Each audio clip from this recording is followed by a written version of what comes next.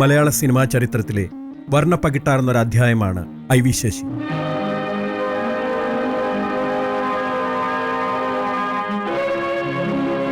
സിനിമയുടെ കലാമൂല്യത്തെയും വാണിജ്യ ലക്ഷ്യങ്ങളെയും ഔചിത്യപൂർവ്വം സമന്വയിപ്പിച്ച് പുതിയൊരു ആസ്വാദന സംസ്കാരത്തിന് തന്നെ രൂപം നൽകിയ ചലച്ചിത്രകാരൻ. സംവിധാനം ചെയ്ത പടങ്ങളുടെ എണ്ണം കൊണ്ട് മാത്രമല്ല, അവയുടെ കാലിക പ്രാധാന്യവും സാമൂഹ്യ പ്രസക്തിയും കൊണ്ടുകൂടി നമ്മെ വിസ്മയിപ്പിച്ച പ്രതിഭയാണ് ഐ വി ശശി.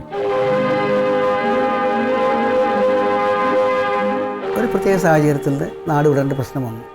കോളേജിൽ പ്രശ്നങ്ങളുണ്ടായി, പ്രിൻസിപ്പളിൻ്റെ മുകളിൽ ചില ആക്രമണങ്ങളും, ഗുഡ് സ്റ്റുഡൻസ് എല്ലാവരും പ്രശ്നങ്ങളായിട്ട് ഭയങ്കര അടിപിടി ബഹളം. അങ്ങനെ അവിടുന്ന് എന്നെ പ്രത്യേകം നോട്ട് ചെയ്യാൻ കാരണം എൻ്റെ ഒരു ഷർട്ട് വളരെ ചെക്ക് റെഡ് ആൻഡ് വൈറ്റോ അങ്ങനെ ഇത് ചെക്ക് ഷർട്ടായിരുന്നു. അത് ആ കൂട്ടത്തിൽ ഏറ്റവും അധികം കുഴപ്പമില്ലാണ്ടിരുന്ന ആൾ ഞാനാണ്. പക്ഷേ എന്നെയാണ് ആദ്യം നോട്ടീസ് ചെയ്ത് തന്നെ പിടിച്ചത് സസ്പെൻഡ് ചെയ്തു. സസ്പെൻഡ് ചെയ്യാൻ വെച്ചാൽ ഈ ക്ലാസ്സിൽ വരണ്ടെന്ന് പറഞ്ഞു പോയി. ഞാൻ നേരെ വീട്ടിൽ പോയിട്ട് കുറച്ച് നേരം ആലോചിച്ചു. ഇത് വേദം അറിഞ്ഞാൽ നാളെ മുതൽ പോകണ്ടെന്ന് പറഞ്ഞിട്ടുണ്ടല്ലോ, എന്ത് ചെയ്യണമെന്ന് അറിയില്ല. അങ്ങനെ മെല്ലെ കുറച്ച് സാധനങ്ങളൊക്കെ പാക്ക് ചെയ്ത് കഴിഞ്ഞ് ആദ്യം ബസ് സ്റ്റാൻഡിൽ പോകണോ അല്ലെങ്കിൽ റെയിൽവേ സ്റ്റേഷനിൽ പോകുന്നത് കൺഫ്യൂഷൻ. പക്ഷേ ഏതായാലും റെയിൽവേ സ്റ്റേഷനിൽ പോയി വണ്ടി കയറി നേരെ മദ്രാസ് എന്ന് ഇറങ്ങി. അപ്പോൾ എന്താ എയിം എന്ന് വെച്ചാൽ കൊന്നനാട്ട് ആർട്ട് ഡയറക്ടർ സ്വാമിയേട്ടൻ പുള്ളിയെ കാണുന്നുള്ളു. അപ്പോൾ അതിൻ്റെ ഒരു വാക്ക് വന്നിരുന്നു, ആ ഡയറക്ടർ ഇവിടെ അന്ന് ഏറ്റവും ടോപ്പ് ആർട്ട് ഡയറക്ടേഴ്സിൽ ഒരാളാണ് മലയാളത്തിൽ. അങ്ങനെ അതാണ് തുടക്കം. അങ്ങനെ ആ ടച്ച് ഉണ്ടായി. പിന്നെ ചെറിയ കാര്യങ്ങളിൽ ഒന്ന് സെറ്റിൽ ഈ സ്വാമിയേട്ടൻ ബിസി ആയപ്പോൾ ഔട്ട്ഡോർ പോയിപ്പോൾ ഏതെങ്കിലും 1-2 സെറ്റ് ഇറങ്ങി ഏർപ്പാടെയും അതിൻ്റെ കൃഷ്ണനായിട്ട് സാധനപ്പെടാണ്. അതായത് ഒരു ടെറസിൻ്റെ സെറ്റാണ്, സോങ്ങിന് ടെറസ്, അതായത് വലിയൊരു ബിൽഡിങ്ങിൻ്റെ മേലെയുള്ള ടെറസ്. അപ്പം ആദ്യം ക്യാമറമാൻ മില്ലിറാണി, കറക്റ്റ് മില്ലിറാണി വന്നത്, സൂപ്പർ, ഇത്രയും മതി എനിക്ക് തോന്നുന്നുണ്ട്. അപ്പോൾ സേമോൻ സാറിൻ്റെ ആദ്യം വന്നപ്പോൾ ഇങ്ങേര് മില്ലിറാണി എന്ന് പറഞ്ഞപ്പോഴത്തേക്ക് സേമോൻ സാറും ഓക്കെ എന്നിട്ട് അതാണ് എൻ്റെ ആദ്യത്തെ സെറ്റ്. ഇത് എല്ലാവരും ഇതായി ചർച്ച ചെയ്യപ്പോഴത്തേക്ക് പടത്തിൽ കാണുമ്പോൾ ഭയങ്കര റിയൽ ടെറസ്മാരി തോന്നും. അങ്ങനെ അത് വലിയ പുള്ളിക്ക് ഇൻസൾട്ടായി. ഇപ്പം പുള്ളി പറയും ഇനി വരെ നിൽക്കേണ്ട, ശരിയാവില്ല എന്ന് പറഞ്ഞിട്ട് ഇങ്ങനെ നിൽക്കേണ്ടെന്ന് പറയുന്നതിന് പകരം തന്നെ വേറെ ലാംഗ്വേജിൽ പറഞ്ഞു. ഞാൻ അവിടെ നിന്ന് ഇറങ്ങി. പിന്നെ എവിടെ പോകുമെന്ന് അറിയാണ്ട് കിടക്കുന്നു. അപ്പം പിന്നെ ഈ നാട്ടിൽ വെച്ച് ഞാനും ഹരിഹരനും ഫ്രണ്ട്സാണ്. അങ്ങനെ ഇരിക്കുമ്പോഴാണ് പുള്ളി ഒരു പടം ചെയ്യാൻ പോകുന്നത്, ലേഡീസ് ഹോസ്റ്റൽ. അതിൻ്റെ ആർട്ടായിട്ട് ഞാനാണ്. അങ്ങനെയാണ് എനിക്ക് ഇതായിട്ട് കിട്ടിയതും ഒരു ലൈഫിൽ ചേഞ്ച് ഡോക്ടർ ബാലകൃഷ്ണൻ ഹരിഹരനായിട്ടുള്ളതും. ആ ഞാനും ഹരിഹരനായിട്ടുള്ള ബന്ധം അന്ന് മുതലും ഇന്ന് വരെയും ഒരേമായി തന്നെയാണ്, എടാപട ബന്ധമാണ്. അങ്ങനെ ഞാൻ ഇൻഡിപെൻഡൻ്റ് ആർട്ട് ഡയറക്ടർ. അതിനുശേഷം കുറേ പടങ്ങൾ ചെയ്തു തുടങ്ങി. അപ്പോൾ ഞാൻ ഷെരീഫ്, ജോർജ്, ജെസി ജോർജ്, ജനാർദ്ദനൻ ഒരു കമ്പനി എപ്പോഴായിട്ടും ഭയങ്കരമായിട്ട് കുക്കിങ്ങും വലിയ ഇൻകം ഒന്നുമില്ല, ആകെപ്പാടുള്ള ഇൻകം എനിക്ക് മാത്രമേ ഉള്ളൂ. ഷെരീഫ് ഇങ്ങനെ ഒരു പടം ചെയ്തു, അടുത്ത പടങ്ങൾ ആലോചിക്കുന്നു. അതിൻ്റെ അടുത്താണ് തൊട്ടടുത്താണല്ലോ കമൽ. അപ്പോൾ കമലായിട്ടുള്ള ബന്ധങ്ങൾ ഇതിങ്ങനെയായിട്ടും പരിചയപ്പെട്ടു. അപ്പോൾ ഈ ഡാൻസ് സെഷൻ ഉണ്ടാകുമ്പോൾ പുള്ളി കമൽ തങ്കമാഷ അസിസ്റ്റൻ്റാണ്. ഇവർ സ്ഥിരമായിട്ട് പറയുന്നതാണ്, പ്രത്യേകിച്ച് ഷെരീഫ് ഭയങ്കര നിർബന്ധം. എന്നെ വിളിക്കുക മോൻ എന്നാണ്, ഇപ്പോഴും അങ്ങനെ വിളിക്കാറുള്ളൂ.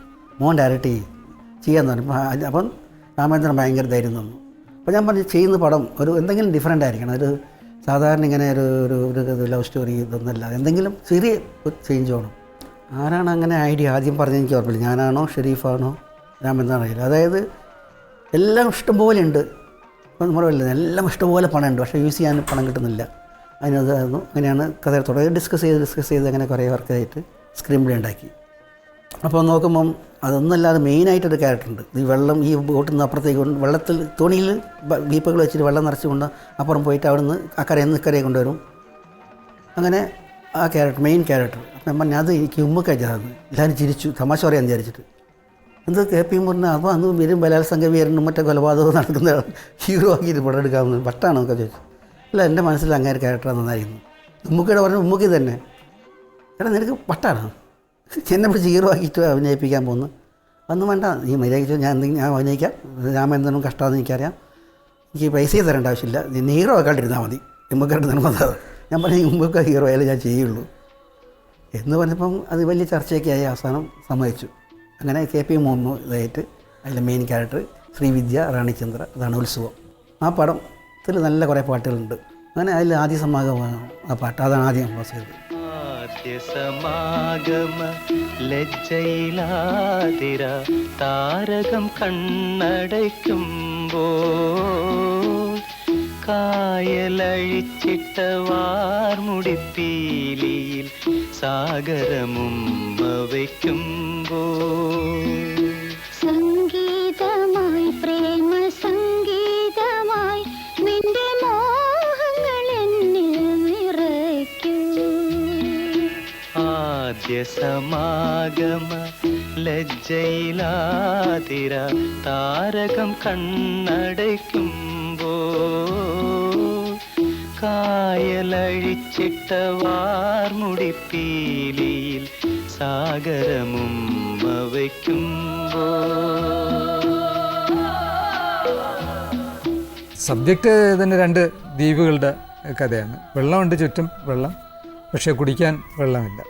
അപ്പോൾ ആ ഒരു നാട്ടിലൊരു പ്രശ്നമൊക്കെ വെച്ചിട്ട് പിന്നെ അവിടെ ഒരു ഡാം, ചെറിയൊരു ഡാം കൺസ്ട്രക്ട് ചെയ്യാൻ വേണ്ടി ഒരു എൻജിനീയർ വരുന്നു. അപ്പോൾ അയാൾ ആ നാട്ടിലുള്ള ഒരു പെൺകുട്ടിയുമായിട്ടുള്ള പ്രണയം, അത് ശ്രീവിദ്യയായിരുന്നു അത് നായിക ആക്ട് ചെയ്തിരുന്നത്. അദ്ദേഹം കോഴിക്കോട് വർക്ക് ചെയ്യുന്ന സമയമായിരുന്നു. അപ്പോൾ കോഴിക്കോട് നിന്ന് വന്ന് പാട്ട് എഴുതിയിട്ട് തിരിച്ച് കോഴിക്കോടേക്ക് പോവുകയായിരുന്നു ഇത്. അപ്പോൾ ഇതിൻ്റെ കമ്പോസിങ് സമയത്ത് പിന്നെ ഉമ്മുക്കായിരുന്നു സംഗീത സംവിധായകൻ. അപ്പോൾ കമ്പോസിങ് സമയത്ത് ഉമ്മുക്കായുമായിട്ട് മീറ്റ് ചെയ്തിട്ടില്ല. പിന്നെ ഒരു പാട്ടെല്ലാം റെക്കോർഡിങ് കഴിഞ്ഞ് പടമെല്ലാം പുറത്തു വന്നു കഴിഞ്ഞ് പിന്നെ 1 വർഷം കഴിഞ്ഞാണ് ഉമ്മുക്കായുമായിട്ട് മീറ്റ് ചെയ്തത്. നഗ്നാംഗിയാകുമിയാമ്പൽ മലരിനി നാണത്തിൽ പൊതിയും നിലാവും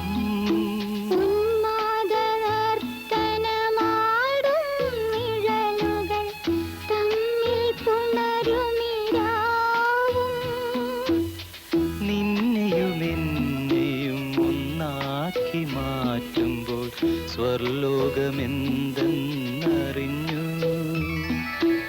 ആദ്യ സമാഗമ ലജ്ജയിലാതിര താരകം കണ്ണടയ്ക്കുമ്പോ കായലഴിച്ചിട്ട വാർമുടിപ്പീലിയിൽ സാഗരമുമ്മ വയ്ക്കുമ്പോ. തുഷാര ബന്ധുക്കൾ പറഞ്ഞത് ഒരു ആക്സിഡൻ്റ് എന്നല്ല, ഒരു അബദ്ധം പറ്റിയാണ്. എട്ടിമാരാണ് ആക്ച്വലി ആലിംഗനത്തിൻ്റെ മ്യൂസിക് ഡയറക്ടർ. പക്ഷേ അതിനു മുമ്പ് ഞങ്ങളൊരു പടം പ്ലാൻ ചെയ്ത് ഒക്കെ റെഡി ആക്കിയിട്ട് റാണിചന്ദ്രയ്ക്കായിട്ട് പ്ലാൻ ചെയ്തു, ഒരു പാട്ടെടുത്തു, ഷൂട്ട് ചെയ്തു. ആ പടമേ കഥയും ഇതൊക്കെ ആയിട്ട് അതിനൊക്കെയാണ് റാണിചന്ദ്രൻ മരിച്ചു പോയത്. അതിനുവേണ്ടി കമ്പോസ് ചെയ്ത് എടുത്ത പാട്ടായിരുന്നു തുഷാര ബന്ധുക്കൾ. ആ പാട്ട് പക്ഷേ ഞങ്ങൾക്കത് കളയാൻ മനസ്സിലാകുന്നുണ്ട്. പടത്തിന് മുമ്പ് തന്നെ വെറുതെ ആ പാട്ട് റാണിചന്ദ്രൻ പാട്ടിട്ടിട്ട് ഇട്ടു. പക്ഷേ അതിൽ മ്യൂസിക് കണ്ണൂർ രാജൻ ഇടാൻ മറന്നുപോയെന്നിട്ട് ആ പടത്തിന് അവാർഡും കിട്ടി. അതൊരു ഞാൻ പറഞ്ഞില്ലേ വല്ലാത്തൊരു, ആദ്യം ഇത് ചെയ്തതേ തെറ്റി, ചോദിക്കാതെ ഇട്ടു. ചോദിച്ചിട്ടുണ്ട്, പക്ഷേ പടത്തിൽ പേരിട്ടില്ല, പേരിടാൻ ഇടുന്നത് തെറ്റി. കാരണം ആ പാട്ട് പ്രത്യേകിച്ച് അന്ന് ടൈറ്റിൽ ഒന്നായിട്ട് ആദ്യം പോകുമ്പോൾ കഴിയുമ്പോൾ ഇന്ന പാട്ട് ഇടാൻ നോക്കുമല്ലോ, പടത്തിന് ടൈറ്റിൽ കഴിഞ്ഞിട്ടാണ് ഈ പാട്ട് ഇടുന്നത്. ഇതെന്തിനാണ് ഈ പാട്ട് എന്ന് എല്ലാവർക്കും അറിയില്ല.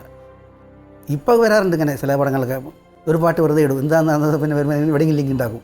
അതേമാതിരി ആ പടത്തിൽ ഹീറോയിൻ റാണിചന്ദ്രയാണ്. ഞങ്ങൾ ലായശ ലിങ്ക് ചെയ്തു മാത്രമേ ഉള്ളൂ. ആ നല്ലൊരു പാട്ട് കളയേണ്ടെന്ന് വെച്ചിട്ടിട്ടാണ് അങ്ങനെയാണ് ആ പാട്ട് വന്നത്. ഈ പാട്ടിനെ കുറിച്ചിട്ട് എപ്പോൾ ആലോചിക്കുമ്പോഴും അതിനെപ്പറ്റി പറഞ്ഞു കേട്ടിട്ടുള്ള കഥകളാണ് നമുക്ക് കൂടുതലും ഓർമ്മ വരിക. കണ്ണൂർ രാജൻ മാഷ്ടതാണ് ഈണം എന്നും അത് എ.ടി. ഉമ്മർ സാറിൻ്റേതാണ് ആ സിനിമയിലെ മറ്റു പാട്ടുകൾ എന്നുള്ളതൊക്കെ. അപ്പം ജാനകിയമ്മയ്ക്ക് സ്റ്റേറ്റ് അവാർഡ് കിട്ടിയിട്ടുള്ള പാട്ടാണിത്. ഭയങ്കര എക്സ്പ്രസീവ് ആയിട്ടുള്ള, അത് ഒരു പെയിനാണോ ഒരു വേദനയാണോ ആ പാട്ടിലുള്ളതെന്ന് മനസ്സിലാവില്ല. അതായത് എനിക്ക് തോന്നുന്നു ജാനകിയമ്മയ്ക്ക് മാത്രമേ അങ്ങനെ ഒരു ബോർഡർ ലൈനിൽ നിൽക്കുന്ന എക്സ്പ്രഷൻസൊക്കെ ഭയങ്കര ലൗഡായിട്ട് അത് അവതരിപ്പിക്കാൻ പറ്റുള്ളൂ എന്നാണ് ഞാൻ വിശ്വസിക്കുന്നത്.